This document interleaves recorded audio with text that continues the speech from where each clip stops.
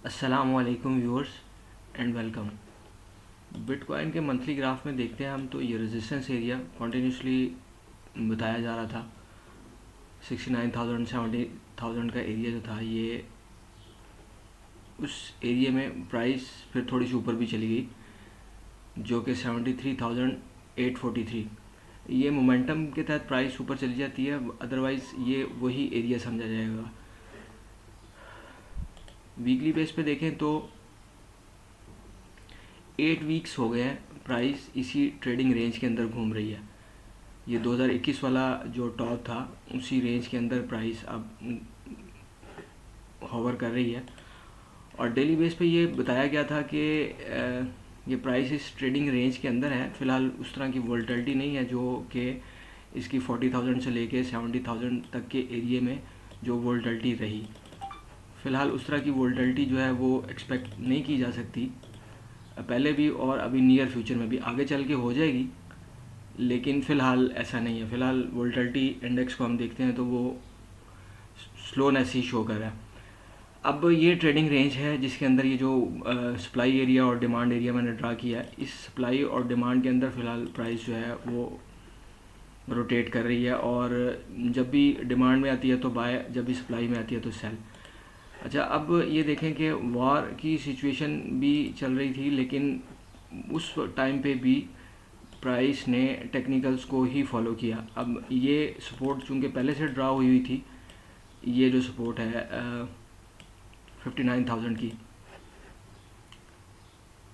59,900, तो प्राइस ने आलमोस्ट उसी जगह से 2 टाइम रिजेक्शन लेके तो अच्छी खासी जो है वो 65,000 तक प्राइस चली गई। जैसे जैसे छोटे टाइम फ्रेम में आते जाएंगे यही सपोर्ट एंड रेजिस्टेंसेस जो हैं वो नुमायाँ होती जाएंगी और उनकी बुनियाद पे फिर जो है वो डिसीजंस लिए जा सकते हैं।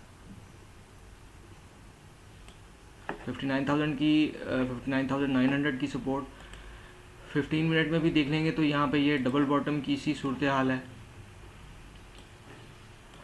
और नियर फ्यूचर में देखते हैं तो ये जो लो लगा है 59,500 का, ये सपोर्ट के तौर पे एक्ट करेगा और 67,000 जो है ये रेजिस्टेंस होगी और अल्टीमेटली फिर 73,000 रेजिस्टेंस। फ़िलहाल मार्केट कुछ और टाइम इसी रेंज के अंदर जो है वो किल करते हुए लग रही है।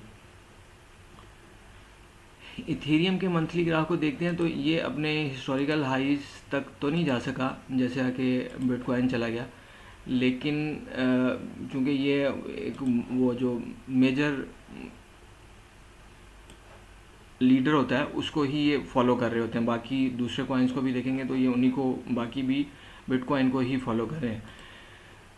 वीकली बेस पे देखें तो ये रेजिस्टेंस एरिया और 3550 का रेजिस्टेंस एरिया था, मार्केट उसी एरिया में ट्रेड हो रही है।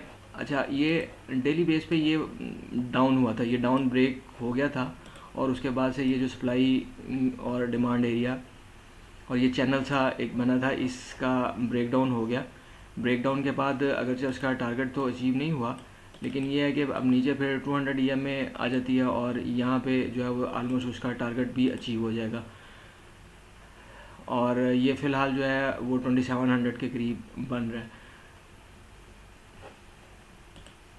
4 आवर्स में तो वो नुमाया हो जाएगी जो फॉर्मेशन थी। ये ब्रेकडाउन के बाद रीटेस्ट, ये ब्रेकडाउन हुआ, ये रीटेस्ट और फिर यहाँ पे एक अच्छी, और ये हॉरिजॉन्टल लेवल के हिसाब से भी यहाँ पे ट्रेड 3600 प्लस के एरिया में सेल की एंट्री। जैसे जैसे छोटे टाइम फ्रेम में आते जाएंगे स्टॉप छोटा होता जाता है और उसी तरह से फिर रिटर्न्स जो हैं वो भी। लेकिन छोटे टाइम फ्रेम, बड़े टाइम फ्रेम पे वर्किंग करके छोटे टाइम फ्रेम में एंट्री जब ली जाती है तो स्टॉप छोटा होता है, लेकिन उसको अगर कोई लंबा कर सके तो वो उसके लिए फिर काफ़ी बेनिफिशियल रहता है कि छोटे स्टॉप के साथ बड़ी मूव भी उठाई जा सकती है।